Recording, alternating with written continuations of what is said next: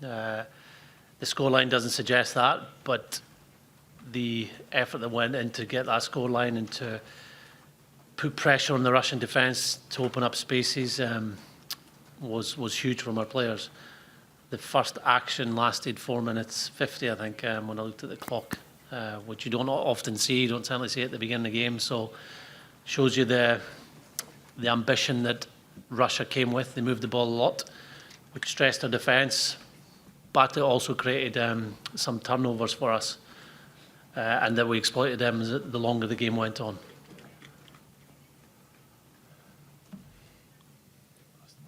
On the way. They're on the way. Talk to us about George Horne and Adam Hastings' performances at 9 and 10. Yeah, they played with real confidence and speed, so they were very busy. I think they had especially Adam had a real balance to his game. So he put some excellent attacking kicks in the first half. George had really good clearing kicks, and they both worked very hard. George will probably be the fittest player in our squad, and he gets to break down quickly. He gets on the shoulders of players whenever they make a break. But Adam's very fit too, so he got on ball on a number of occasions. So it was a good game for them. They looked confident and fit, and obviously scored a couple of tries.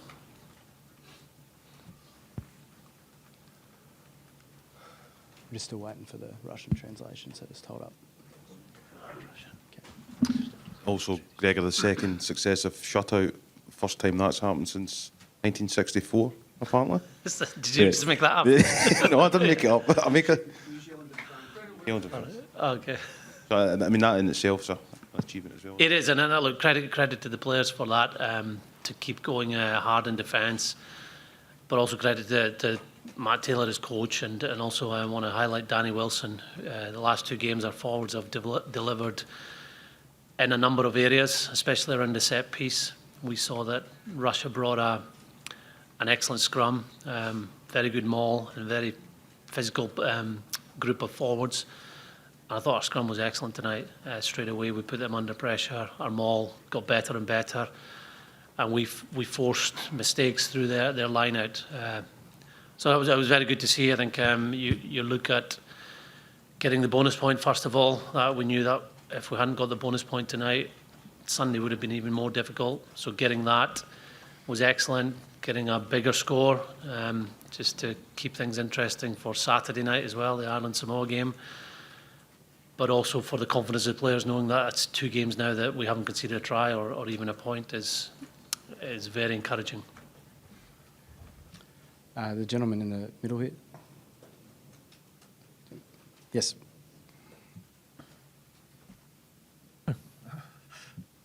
フリーランスの向井と言います。中4日でこうスコットランド戦にも、日本代表戦に向けて少しメンバーの編成も考えられると思うんですが、中3日でどんな準備をしていきたいと考えてますか。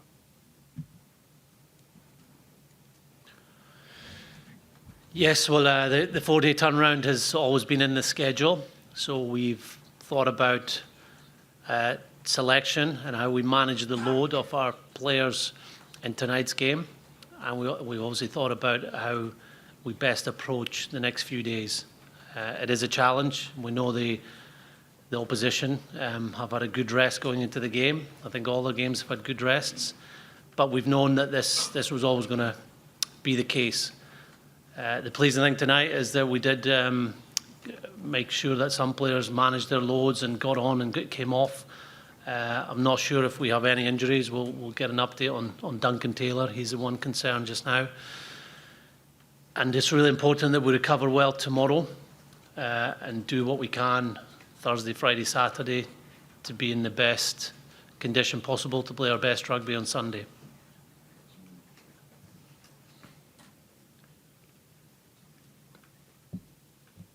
This one's for the coach and the captain. So you guys did a lot of good passing tonight. It led to many tries. Can you just explain the importance of that heading into Sunday for Japan and what that might be to, how it might help you guys defeat Japan and get on to the quarterfinals?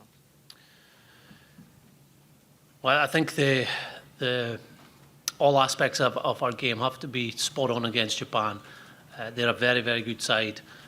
and the ball that we have or will have against them on Sunday, we're going to make best use of it. So at times that's exploiting space through good passing. Other times it's putting pressure back onto them through good kicking, good kick chase, and doing all we can in defence and set piece to force errors out of the opposition. I believe that's what the team did really well tonight.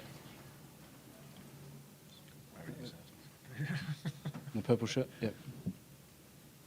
Hi, Greg. Two parts. The first one, have you got the Ireland result completely out of your system now? Can you attack Sunday as if it was a complete clean slate? And secondly, what's your up-to-date understanding on the weather situation for the weekend? The Ireland game, look, it's in the history books, so we'll always think of it as a missed opportunity that we didn't get our best game in place. Obviously, it'll be a big, always one for me to think of what I could have done better as a coach to get the players in that situation that they could have played better. But you move on to the next game, and we're already moving on to the next game now. What the players have done since the Ireland game has been all we could really ask for them. To beat Samoa 34-0, who have always been a difficult opponent for us, who are a very good side, and then to deliver a performance like that against Russia, who have shown that they've improved a lot during this tournament and have been tough to break down, does give you encouragement that the players are ready to play their best game on Sunday. Regarding the weather, I checked the weather app this morning, so that's about 8 hours ago, so it did look like it was heading into Tokyo this weekend. So unless it's changed since then, it's a few days away, and it could miss the Tokyo area, or it could still go there. And obviously, we'll be getting updates from World Rugby over the next 2 days as to what the contingencies are. Andy Newport or Andy Devlin, one of them in the front. So just to be clear then, Greg, you haven't had any update as things stand from World Rugby. I mean, there's all manner of rumours about potentially moving the venue and on indeed breaking rules and pushing the game back 24 hours was another one that was circulating. From your point of view, there has been no contact. We've had a contact to say there'll be an update over the next 24 to 48 hours. I think there was a statement that came out last night, so I'm sure that alternative venues or alternative arrangements are being looked at for not just our game but the other games that could be affected by it. I think England, France playing the same stadium the night before. And I know that was getting looked at for the Ireland game as well when it was first forecast at Fukuoka.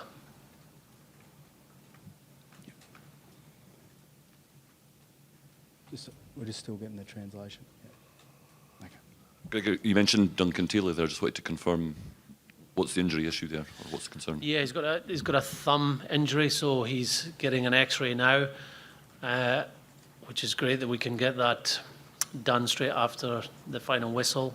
He may require further imaging if the X-ray doesn't give us the full details. I think he's the only one that we've got concerns about. Darcy Graham had rolled his ankle but continued to play, and he didn't come off with an injury, but he'd taken a few bumps. I think everybody else was fine. Okay, we've got time for two more. Lewis? John? Yes. You took it off that lightly. Yeah. First of all, talk us through your try. You looked surprised as all of us that you actually got there. And how did you... Just talk. You were talking me through it on the way up, so you could say the same thing. Yeah, so what I did was, I looked back on the screen and I just did a little step off my left, threw him with my eyes to the right, little dummy, and then I was in. So I don't think the GPS would be that high, speed-wise, for the canter in, but yeah, it was fun. I really enjoyed tonight. Was that the performance you were looking for there? Yeah, definitely. Like, I think there was a little bit of nerves in our team run yesterday just because we'd seen like Russia had made it really uncomfortable for a lot of teams that they'd played against. You know, look at the Ireland game, look at whoever they played against. It was niggly. It wasn't free-flowing stuff. So there was a little bit nervous because we knew the responsibility that we had. So to go in 21-0, I think it was half-time, was brilliant. And then it was one of those games that was really fun to just be part of. It's one of those games where we could throw the ball around once we knew we sort of had the result in the bag. But boys were I think boys were just excited to be out. Some of us haven't played that much. I thought some of the boys were brilliant tonight. Last question. Any other questions? In the front?